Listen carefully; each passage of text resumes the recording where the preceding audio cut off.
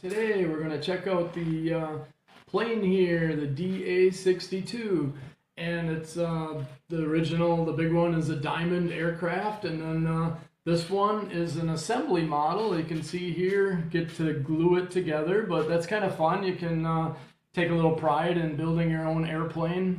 Back when I was young, that's the only way you could do it. Balsa planes and glue took a lot of time, and then as soon as they'd hit the ground or something, the pieces would fly. But this is a flexible foam, so it's not too bad.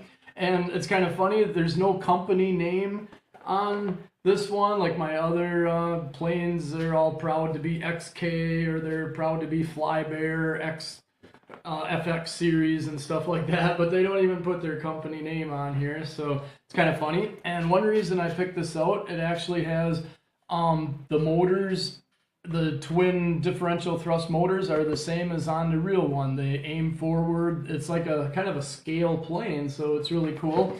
Just to compare, the little Cessna, the Z50, you know, it's a fake propeller on the front, and then the real motors are on the back for differential thrust. So this new one will be more scale, I guess. And while we're on this, for my 2-channel planes, and I have quite a few of them, this one, the boys and I like to fly it the best. The Z50, when you put it in the high rate, you can do acrobatics with this thing. Go up high and just keep cranking it over, left to right, and I do wing overs all the time, and I've had it upside down. The thing turns on a dime, and it's so much fun. And if you want the most boring plane, I think this is the best looking one I have. The Flybear, it's a FX820, and it's a model of the SU-35, a MiG. This is my favorite looking plane, but it is not fun to fly. It flies too good. It's too predictable. It's like a glider, I guess, like a soaring plane. It doesn't turn sharp enough to let you do much for stunts. I've never had it upside down. I've never even had it sideways doing wing overs. Nothing like that. So that's my only complaint. The boys don't even like to fly it because it's too boring. It looks amazing. It looks fast. It looks like a stunt plane.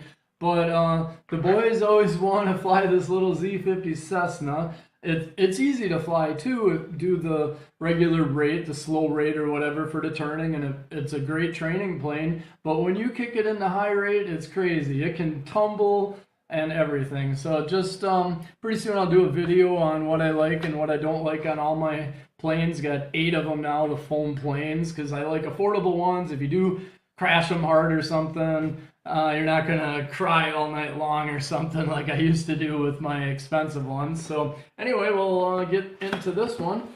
And basically you're meant to use a foam type glue. I'm not sure if it comes in here or not, but I looked around, I'm in the Philippines, and it's very rare. And the only place I found some, it was a little bottle of Elmer's glue, but it was the Pro Elmer's for foam that it won't melt it, and it was $10, so I did not buy it because that's a third of the cost of this plane. So I'll just be using my hot glue gun if there's no glue in here. I've repaired one foam plane before. I broke the whole nose off of it because I had it inverted, and then the gyro didn't bring it back in time, and I crashed it nose first.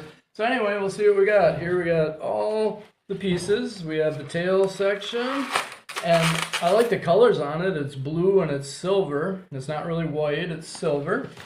And then we have the fuselage here, and we'll get all the little safety stuff out of the way. You even get to put in the control board. And then here's the plane body here. And then the tail, I get to glue that on. And then here's the wings, silver wings on this one. And then, after we get this one out, we'll see what's on the bottom. Here we have the transmitter, and then under the tape we have the little charger comes with it. And then this is the cool part for the engines. It has the plastic covers for the 2 little motors, and they face forward just like the real one. And then we have a bag full of propellers and the wheels, even some spare propellers, and you get the screwdriver. But so far I don't see any glue. So basically now I'll get out the hot melt glue gun and warm it up, and I'll put it together, and then we'll test it a little bit, and then we'll do a test flight on it too. So thank you. It's completed. I just took my time, and it took like an hour to do it. With the charger, you always gotta supply your own end or use a laptop or something. And then on the remote, the button on the right top is your rate, and the one on the left actually shuts the little LED off on the plane. And there are optional LEDs you can put on under the wings too.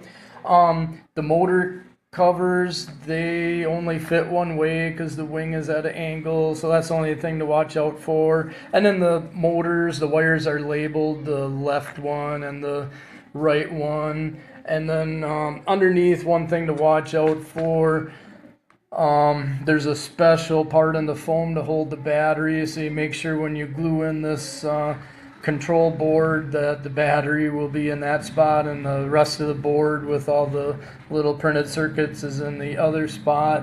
And then I always glue my landing gear in so I don't lose it, because I land in a field pretty much. I just hand toss it, but you know, landing gear is optional if you guys just want to have it as a glider or whatever. You don't have to have it on, but I always think the landing gear kind of protects the propellers a little bit. So basically I'll do a practice flight on it, make sure everything is good, and then we'll do a flight video. One other thing, before I glued in the board, I plugged it all in and had the battery plugged in, and I made sure that when I turned my stick to the right, you know, the left motor sped up more to make it go to the right, and when I did the stick to the left, you know, then the right motor spins faster to go to the left. Because before I glued the board in and everything, I wanted to make sure that my left and right was the same as the Chinese instructions, left and right, so I didn't have to take it back apart. So, but yeah, basically the hot glue gun worked really good. The wings, even if the glue would break, the wings can't come off because there's 3 screws holding the motors on. The plastic motor housings hold the wing too, so you don't have to worry about that. But the hot melt glue seems to work really good. So yeah, it's a great looking plane. It's kind of a scale looking plane, as I said before. And one other thing, the box has everything messed up. The wingspan is actually 550 millimeters, and the length of it is 380. So they had it messed up. You know, when I ordered it, it said 550 for wingspan. I'm like, well, that's pretty close to my WL Toys Cessna plane. But then when I got it and I saw, oh man, it's only a 380, that's going to be small. But no, they just got it messed up there. It's lots of wingspan and sporty looking plane, so hopefully it flies as good as it looks. Thank you.